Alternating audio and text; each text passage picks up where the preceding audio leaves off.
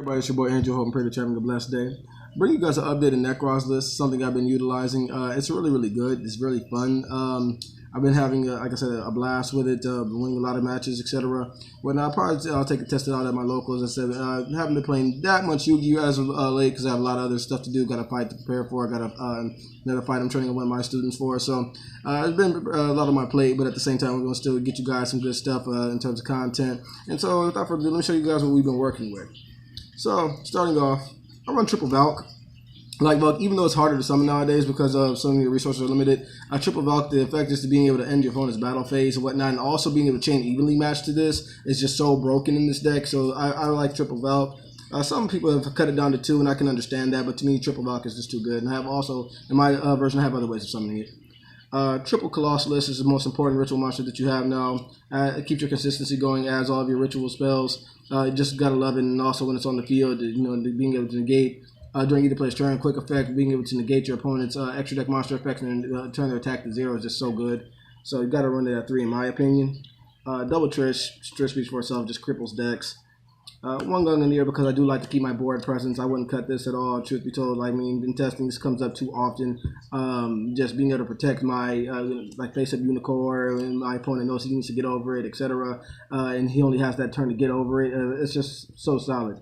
Whatever board presence I have with my Nekroz monsters, just being able to keep that, make that push, or just in case I inflict heavy damage and I can't quite OTK my opponent and get him out of there, just being able to have that Gunganir so my board stays present is just so strong. So I really wouldn't cut that. I love it. The one bring that because it's at 1, and also one Unicorn because it's at 1. Please, Konami, unban one of those. Something. Give me at least 2 or 1 of them. I really wouldn't care. Just one of them is fine. That's all for the ritual monsters. Play 6 hand traps. 6 Ash because Ash is Ash, and then really the best hand trap in my deck right now is triple Cherries. This has been really solid, and honestly, this is what has been winning a lot of my games. Being able to take my opponent's just extra deck resources, and a lot of decks just really depend on that one certain monster from the extra deck. Being able to hit that Electromite, being able to hit that Omega, even if you're playing against 60 card, things like that. It's just so strong. And honestly, once those things are out of the way, the duels are really easy. I found it's just so simplified, and your opponent really can't press you as much, or really almost at all when those certain key monsters are gone. So triple Cherries in the main, it works for me in this deck. It's all for the hand traps. And then you gotta have your searchers. I run 3 Manju, guys. Manju is Manju. If you're running a ritual deck, you need to be running Manju. I don't care what anybody says. I don't care how much it searches for itself. You need to be running Manju. And then just double Senju. I just find with my build, 3 is not needed. I get to my stuff that when I want to, and this 3 kind of can clog actually. And truth be told, I would rather see Manju than Senju. So just the 5 searchers has been really solid for me all around. Also with Prep being off the list to 3. It's just not necessary in this build, at least for me, to have this at 3. So just 2 has been very good. That's all for that. And then your sure replacements. You got double Gishki Shadow. Now what this does is if you're ritual summoning exactly 1 water ritual monster, this counts as the whole tribute. And so this gets out your stuff like if you want to summon your Valk, etc. Maybe even summon Gunganir and not even use as a hand trap, etc. This is what allows you to do that. And like I've actually double trished my opponent like a lot using this right here. So to me, this has been just the added tech of mine. It's really been winning a lot of games as well. So you can try that if you want. Just double of that.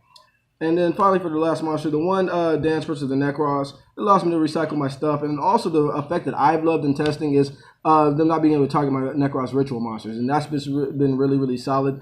It's a great all-around card. And for me, 1 is good. But if you want to try that too, I've seen other lists do that, etc. But for me, this has just been good right here. It's just a very good utility card. Recycles your resources when you need it, and protects your monsters from targeting effects. So just real solid all around. That's it for my monsters. Spells, triple Prep. Thank the Lord, is back at 3. Speaks for itself. Gets you your stuff. It recycles your ritual spells from the graveyard if you haven't already banished them. Very good. Double Kaleidoscope, then double Mirror. I like this ratio right here. Don't see this too much. Don't see this too much.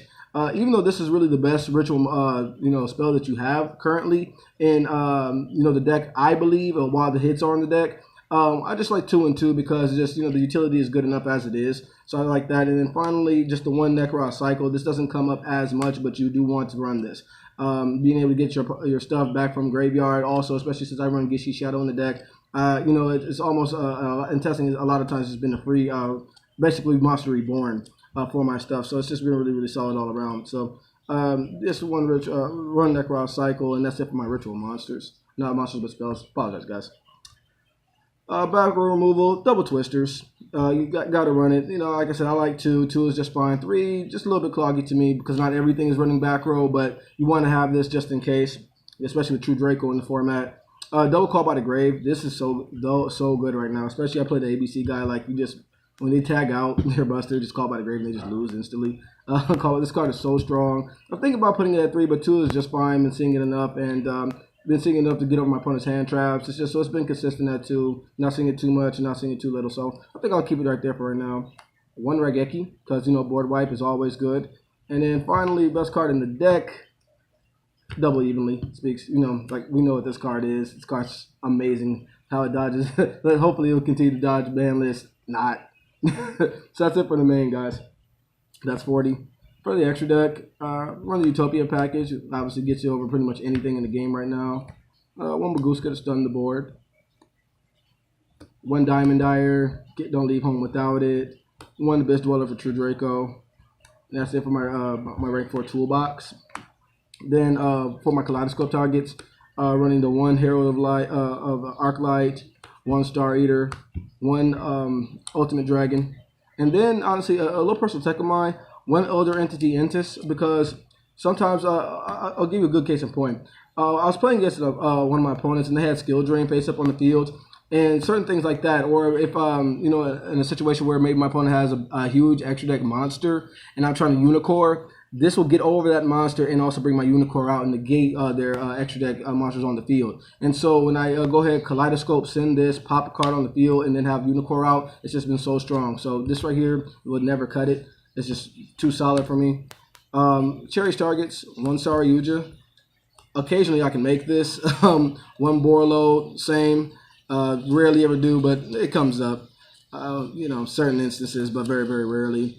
1 ABC Dragon Buster, 1 Omega, 1 Toad, 1 Dante, because Burning Abyss, at least in my region where I'm playing at, has been popping up very frequently, actually. And then finally, forgive me for the proxy, guys, is 1 Heavy Metal Foes Electromite. My buddy has mine currently. Right now, he took it to a Regis. He actually did pretty good. He told me hopefully we can get a deck list up here from him when he returns. He's currently out of town on business, but when he brings it back, I'll have that picture. But forgive me, guys, for not having it now. But that's 1 Heavy Metal Foes Electromite. Obviously, you want to use this as your Cherries target, get that out the way, and your Pendulum matchup is truly not that hard. Electromite pretty much facilitates everything in that deck, so once you get rid of that, it's almost auto-win. So that's it. So guys, that's been my Nekroz deck profile. If you see anything that you like, feel free to net deck until your heart's content. If you see anything that you would think I can improve on, feel free to leave it down in the comment section. Don't forget to, if you guys are new to the channel, like, comment, subscribe. May the good Lord work in your lives. Be blessed and peace.